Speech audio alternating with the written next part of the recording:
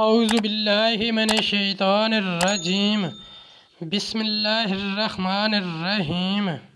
السلام علیکم ورحمۃ اللہ وبرکاتہ۔ طالب علم ساتھیو، اس سے پہلے والی ویڈیو میں ہم نے سورہ آل عمران پارہ نمبر 4 کے بارے میں پڑھا۔ اس ویڈیو میں ہم سورہ آل عمران کی آیت نمبر 98 تا 101 کا ترجمہ، تفسیر، عربی، شان نزول کے بارے میں پڑھیں گے اور قرآن کی روشنی میں اہم دینی مسائل بھی سیکھیں گے۔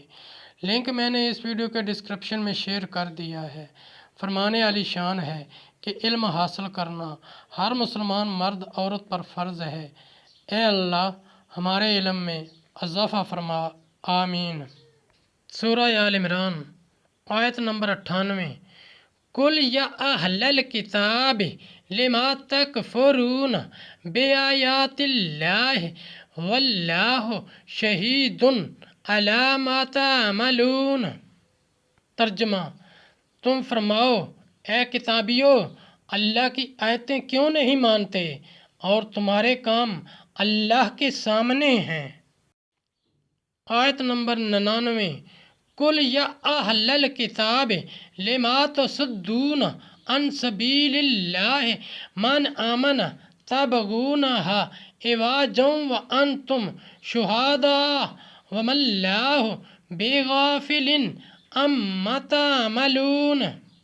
ترجمہ، تم فرماؤ اے کتابیو، کیوں اللہ کی راہ سے روکتے ہو اسے جو ایمان لائے، اسے ٹیڑھا کیا چاہتے ہو، اور تم خود اس پر گواہ ہو، اور اللہ تمہارے برے اعمال سے بے خبر نہیں۔ آیت نمبر 100۔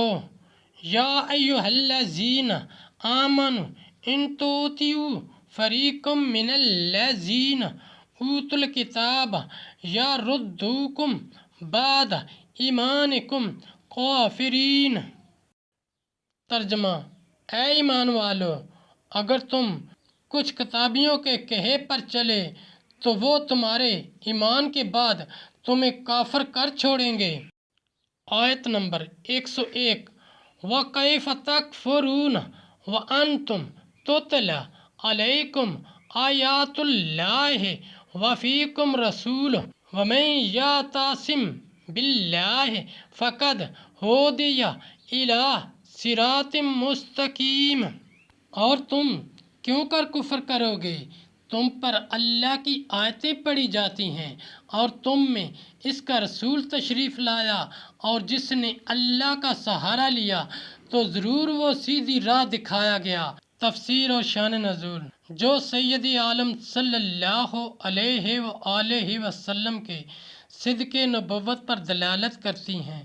نبی صلی اللہ علیہ وآلہ وسلم کی تکذیب کر کے اور آپ کی نعت و صفت چھپا کر جو توریت میں مذکور ہے کہ سید عالم صلی اللہ علیہ وآلہ وسلم کی نعت توریت میں مکتوب ہے، اور اللہ کو جو دین مقبول ہے وہ صرف دین اسلام ہی ہے۔ شان نزول، اوس و خزرج کے قبیلوں میں پہلے بڑی عداوت تھی اور مدتوں ان کے درمیان جنگیں جاری رہیں۔ سید عالم صلی اللہ علیہ وسلم کے صدقہ میں ان قبیلوں کے لوگ اسلام لا کر باہم شیر و شکر ہوئے، اور روز وہ ایک مجلس میں بیٹھے ہوئے انس و محبت کی باتیں کرتے تھے۔ شاس بن قیس یہودی، جو بڑا دشمن اسلام تھا، اس طرف سے گزرا اور ان کے باہمی روابط دیکھ کر جل گیا اور کہنے لگا کہ جب یہ لوگ آپس میں مل گئے تو ہمارا کیا ٹھکانہ ہے۔ ایک جوان کو مقرر کیا کہ ان کی مجلس میں بیٹھ کر ان کی پچھلی لڑائیوں کا ذکر چھیڑے، اور اس زمانہ میں ایک قبیلہ جو اپنی مدح اور دوسروں کی حقارت کے اشعار لکھتا تھا، پڑھے۔ چنانچہ اس یہودی نے ایسا ہی کیا، اور اس کے شر انگیزی سے دونوں قبیلوں کے لوگ طیش میں آ گئے اور ہتھیار اٹھا لیے۔ قریب تھا کہ خون ریزی ہو جائے۔ سید عالم صلی اللہ علیہ وسلم یہ خبر پا کر مہاجرین کے ساتھ تشریف لائے اور فرمایا کہ اے جماعت اہل اسلام، یہ کیا جاہلیت کی حرکات ہیں، میں تمہارے درمیان ہوں۔